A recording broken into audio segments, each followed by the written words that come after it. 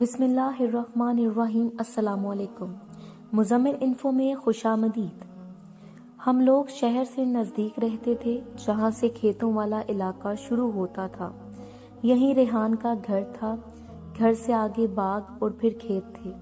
पहले यहाँ रेहान नहीं रहता था, नौकर और कुछ रिश्तेदार रहते थे। रेहान तो अब कुछ दिनों से आकर रहने लगा था। मैंने रेहान को कभी नहीं देखा था, बस इतना पता था कि हमारे घर के पास मलिक साहब की ज़मीन और बाग हैं, जिसमें इनका बड़ा सा पुख्ता मकान था। मगर इस मकान में वो कभी कभी आते थे, क्योंकि मलिक साहब गांव में रहते थे, जहां इनकी 2 बीवियां थीं। रेहान इन्हीं मलिक साहब का पहलोटी का बेटा था। रेहान की माँ इसके बचपन में फौत हो गई थी। इसको सौतेली माँ ने पाला था, जिसकी कोई औलाद ना थी। अलबत्ता रेहान की तीसरी सौतेली माँ इससे जलती थी और इसके लिए तरह तरह के मसाइल पैदा करती रहती थी, जिसकी वजह से रेहान घर से बाहर रहता था। पहले वो शहर के हॉस्टलों में रहा। जब तालीम मुकम्मल कर ली तो इसके वालिदैन ने इसके हिस्से की ज़मीन और जायदाद इसके सपुर्द कर दी। इस तरह रेहान माली लिहाज से एक हद तक खुद कफील हो गया। रेहान के हिस्से में जो ज़मीन, मकान, बाग और खेत आए, ये वही थे जो हमारे घर के नज़दीक थे। इनकी देखभाल के लिए वो खुद भी आकर रहने लगा। रेहान अपने बूढ़े नौकर के साथ अकेला ही रहता था, लेकिन मुझे इस बात का पता नहीं था, क्योंकि मैंने यहाँ अपने पड़ोस में रेहान को पहले कभी नहीं देखा था। अलबत्ता मलिक साहब को ज़रूर देखा था। उस दिन मैं भी घर में अकेली थी। सिर्फ मेरा छोटा भाई फाहद मेरे साथ था।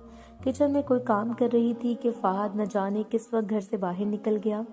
वो घर से निकलकर सीधा पड़ोस में चला गया, क्योंकि बाग का फाटक अक्सर खुला रहता था। फाहद पहले भी किन्नू और माल्टे तोड़ने के शौक में बाग में घुस जाया करता था।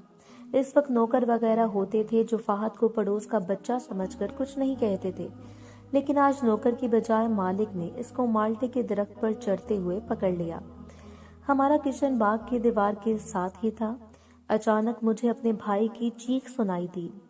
बर्तन जो मैं धो रही थी मेरे हाथ से गिर गया। मैं नंगे पांव दौड़ती हुई ऊपर छत पर गई। जाकर देखा कोई शख्स बाग में मेरे भाई को पकड़े खड़ा था। इस आदमी की पीठ मेरी जानिब थी। मैं समझी कि मलिक साहब का कोई रिश्तेदार या मेहमान है। मैंने छत पर से ऊंची आवाज में कहा, बाबा जी, मेरा भाई है, इसको छोड़ दो। मैं समझ रही थी कि कोई बुढ़ा होगा।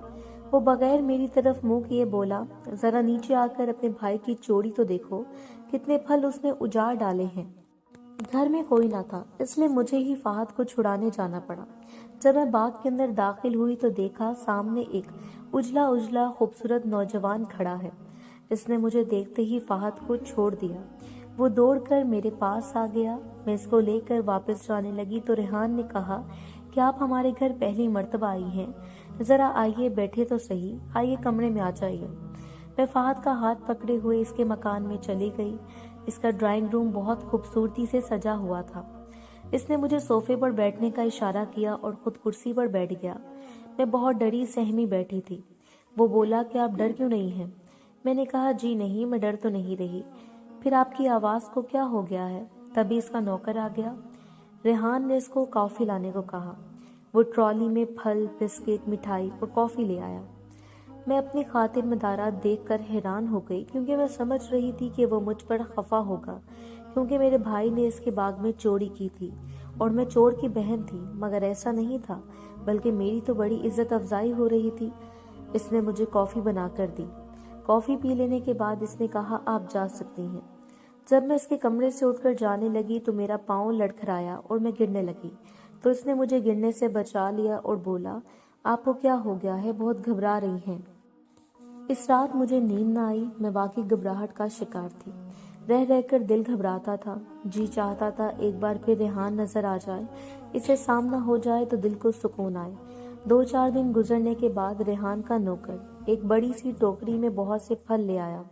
ये फल रेहान ने हमारे घर तोहफे के तौर पर भेजे थे। अब्बाजान को नौकर फल देने के लिए आया। अब्बाजान ने शुक्रिया अदा किया। अगले दिन वो रेहान से मिलने इसके घर गए। इस तरह इन्होंने भी पड़ोसी समझकर रेहान को चाय पर बुलाया। फिर रेहान का हमारे यहाँ आना जाना हो गया। रेहान की और मेरी मुलाकातें मुख्तसर होती थी, वो भी इस वक्त जब अम्मी कहीं जाती थी और फास्ट स्कूल गया होता था। میں چھت سے ریحان کے باغ میں جھانکتی تو وہ برآمدے میں بیٹھا ہوتا تھا، یا باغ میں گھوم پھر رہا ہوتا تھا، یا مجھے دیکھ لیتا تو اشارے سے کہتا آ جاؤ کافی پیتے ہیں۔ میں جاتی مگر بس 5-10 منٹ بیٹھ کر آ جایا کرتی تھی۔ اس طرح ہم محبت کرنے لگے۔ جلدی میرے والدین نے محسوس کر لیا کہ مجھے ریحان کا دھیان رہتا ہے۔ وہ جب بھی ہمارے گھر آتا میں دوڑ کر اس کے لیے چائے بنانے لگتی۔ میں اپنے جذبات اور خوشی کو چھپانے سے قاصر تھی۔ اس کے پاؤں کی چاپ پہچان کر ہی میں کھل اٹھتی، کیونکہ ہمارے یہاں جائیداد کی وجہ سے خاندان سے باہر شادیاں نہیں ہوتی۔ اگر تمہارے والدین اس امر پر راضی ہو جائیں کہ میرے بزرگوں کی شمولیت کے بغیر ہی تمہاری شادی مجھ سے کر دیں تو پھر یہ رشتہ ہو سکتا ہے۔ میں نے کہا تم میرے والدین سے رشتہ مانگ کر تو دیکھو، تم خود مختار ہو، میرے والدین کیوں نہ راضی ہوں گے۔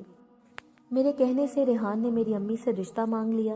امی نے کہا گلناب کے ابو سے بات کروں گی۔ امی نے ابو سے کہا، وہ بغیر بزرگوں کی شمولیت کے میرا رشتہ ریحان سے طے کرنے پر راضی نہ ہوتے تھے، لیکن امی جان نے ابو سے بات منوا لی۔ ابو نے ریحان کو گھر بلایا اور تمام باتیں طے ہو گئیں۔ ریحان نے ابو کے سامنے یہ وعدہ اور اقرار کیا کہ جب تک میرے والدین اس شادی کو تسلیم نہ کر لیں آپ کی لڑکی کو میں گاؤں لے کر نہیں جاؤں گا، اور میں زندگی بھر دوسری شادی بھی نہیں کروں گا۔ بس یہی 2 باتیں ابو نے منوائیں جو ریحان نے بلا تعامل مان لی، اور میری شادی ابو نے اپنے دوستوں کو بلا کر ریحان سے کر دی۔ ریحان کی طرف سے اس شادی میں اس کے چند دوستوں کے سوا کوئی شامل نہ ہوا۔ ایک طرح سے یہ شادی اس نے اپنے عزیزوں اور رشتہ داروں سے چھپ کر کی تھی۔ ریحان کے پاس روپے پیسے کی کمی نہ تھی۔ کچھ عرصے تک تو وہ مجھے ساتھ لے کر مری، ایبٹ آباد اور دوسرے خوبصورت علاقوں کی سیر کرتا رہا۔ پھر ہم گھر آ گئے۔ صبح امی کے گھر میں رہتی تھی، کیونکہ گاؤں سے اچانک ریحان کے رشتہ دار یا عزیز آ جاتے تھے، اور ریحان بھی کچھ دن ان سے شادی کو پوشیدہ رکھنا چاہتا تھا۔ البتہ رات کو میں اپنے گھر چلی جاتی تھی۔ ریحان نے مجھ سے کہا کہ میں شہر کے ایک بہترین علاقے میں پلاٹ خرید کر جلد ہی تمہارے لیے ایک علیحدہ کوٹھی بنواؤں گا، پھر ہم سکون سے وہاں رہیں گے۔ 2 ماہ بعد شہر کا چکر لگانے جاتا تھا اور مجھے کہہ کر جاتا تھا کہ فلاں دن آ جاؤں گا، اور پھر ریحان واقعی اس دن آ جایا کرتا تھا۔ مجھے اس پر پورا بھروسہ تھا۔ میں سمجھتی تھی کہ دنیا میں اور سب کچھ ہو سکتا ہے، لیکن یہ کبھی نہیں ہو سکتا کہ ریحان مجھے کبھی دھوکہ دے۔ ہماری شادی کو صرف 1 سال ہوا تھا کہ ایک دن ایسا آیا کہ ریحان مجھے کہہ کر گیا کہ میں فلاں دن لوٹ کر آؤں گا، اور وہ نہ آیا۔ میں بے چینی سے انتظار کر رہی تھی۔ وہ دن گزرا، اس کے بعد کئی دن گزرے، یہاں تک کہ ہفتے مہینوں میں تبدیل ہونے لگے اور ریحان نہ لوٹا۔ میں غم سے نڈھال ہو گئی۔ میں خوشحال گھرانے کی اکلوتی لڑکی تھی۔ یہ نہیں کہ مجھے ماں باپ کے گھر میں کسی شے کی کمی تھی، لیکن ریحان کی محبت اور اس کی جدائی میرے دل میں گھاؤ ڈال رہی تھی۔ 6 ماہ گزر گئے، گرمیوں کے دن گزر چکے، سردیاں آ گئیں، لیکن میں نے وہ کھڑکی بند نہ کی جس میں جھانک کر میں ریحان کی راہ دیکھا کرتی تھی۔ ریحان جس راستے سے آتا تھا یہ کھڑکی اسی راستے پر کھلتی تھی۔ ہر روز یہی سوچتی تھی کہ آج وہ ضرور آ جائے گا، کیونکہ آج تک ایسا نہ ہوا تھا کہ جس دن کا وہ بتا کر گیا ہو اس وقت مقررہ پر لوٹ کر نہ آیا ہو۔ مگر ہر روز امید کا سورج ڈوب جاتا تھا، پھر مایوسی کا اندھیرا رات کے اندھیرے میں گھل مل کر میری روح میں اترنے لگتا تھا۔ میں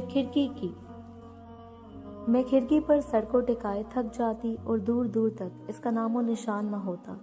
ہر روز دل کو اس خیال سے بہلاتی تھی کہ ہو سکتا ہے اس کو ضروری کام پڑ گیا ہو۔ جاتے ہوئے اس نے میرا ہاتھ تھام کر کہا تھا کہ میری جان پریشان نہ ہونا، اس بار میں اپنے والدین کو منانے کی کوشش کروں گا، ان کو تمہارے بارے میں بتاؤں گا تاکہ وہ تمہاری حیثیت کو تسلیم کر لیں۔ پھر میں تم کو گھر لے جاؤں گا، کیونکہ میرے بھائی کی شادی ہونے والی ہے۔ میں چاہتا ہوں کہ تم بھی اس گھر میں بڑی بہو کی حیثیت سے شامل ہو سکو۔ اس نے مجھ کو الوداع کہتے ہوئے کہا کہ گلناب میں تمہارا ہوں، صرف تمہارا ہوں اور تمہارا رہوں گا۔ میں نے دنیا میں صرف تم کو پیار کیا ہے اور شادی بھی تم سے کی ہے، تمہارے سوا کسی عورت کو کبھی اپنا نہیں بناؤں گا۔ وقت گزرتا رہا، پھر پتہ چلا کہ ریحان کے مکان میں ایک نیا مالک مکان آ گیا ہے۔ باغ کا سارا عملہ بھی بدل گیا۔ ابا جان نے آ کر بتایا ریحان نے باغ، مکان اور زمین کا سودا کر دیا ہے اور اب یہاں پر نیا مالک آ گیا ہے۔ میں رونے لگی تو ابو نے مجھے تسلی دی اور میری والدہ کو برا بھلا کہنے لگے کہ اس لیے میں کہتا تھا کہ اکیلے لڑکے کو لڑکی کا رشتہ نہیں دینا چاہیے، کیونکہ پھر ان حالات میں لڑکی والے بے بس ہو کر رہ جاتے ہیں اور کوئی ذمہ داری بھی نہیں اٹھاتا۔ اگر اسی خاندان والے اس کی شادی میں شامل ہوتے تو آج ہم انہیں جا کر پکڑ سکتے تھے۔ ہمارے یہاں ایک لڑکی کی شادی ایک لڑکے سے نہیں ہوتی، بلکہ ایک خاندان کی دوسرے خاندان سے ہوتی ہے۔ امی سر جھکائے بیٹھی تھی، وہ اب کیا جواب دیتی؟ انہوں نے میری خوشی کا خیال کیا تھا، وہ کیا جانتی تھی کہ ریحان جو ان کی بھی اتنی عزت کرتا تھا اس طرح دھوکہ دے جائے گا۔ بہرحال کسی نہ کسی طرح ابا جان نے اپنے آدمی کو ریحان کے گاؤں بھیجا۔ اس نے آ کر بتایا کہ ریحان کی حال ہی میں اس کے والد نے اپنی بھتیجی سے شادی کر دی ہے اور وہ اپنی دلہن کو لے کر امریکہ چلا گیا ہے۔ یہ خبر سن کر میں بچھار کھا کر گر پڑی۔ ایسا لگتا تھا کسی نے میرے کانوں میں گرم گرم سیسا انڈیل دیا ہے۔ میرا دل بند ہونے لگا۔ ماں نے سہارا دیا اور باپ نے سمجھایا، مگر دل کسی کے سمجھانے کی چیز تو نہیں۔ عمر گزر گئی، اس کو سمجھاتے سمجھاتے آج تک اپنی ہیبت کو نہیں بھلا سکا۔ حالانکہ اس بات کو اب 16 سال کا طویل عرصہ گزر چکا ہے، مگر آج بھی کھڑکی کھلی ہے اور میں روز ہی اس میں جھانک کر اپنے من چاہے محبوب کا انتظار کرتی ہوں۔ شاید کبھی اس کو میرا خیال آ جائے اور وہ لوٹ آئے۔